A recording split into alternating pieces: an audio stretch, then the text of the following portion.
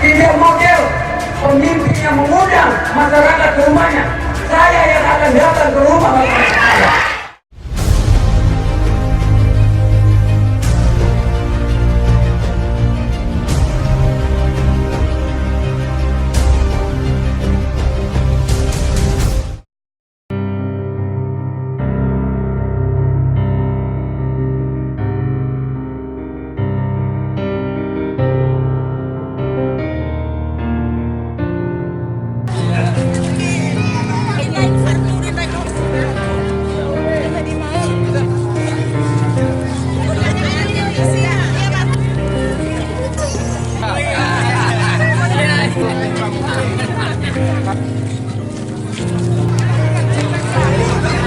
Sengaja Mada bagikan gaji Mada yang Mada kumpulkan beserta tunjangan Mada selama 1 tahun.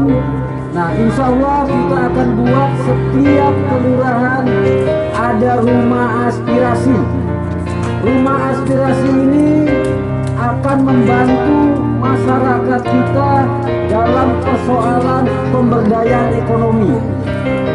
Jadi siapa yang mau usaha nanti dibimbing, diajarkan.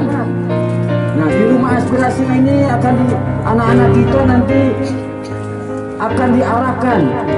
Nah, rumah aspirasi ini juga akan diperiksa dokter 1 hari bersama dokter. Jadi nggak perlu jauh-jauh, 1 hari gratis nanti ya, ada di rumah aspirasi, dokternya 1 hari bersama dokter.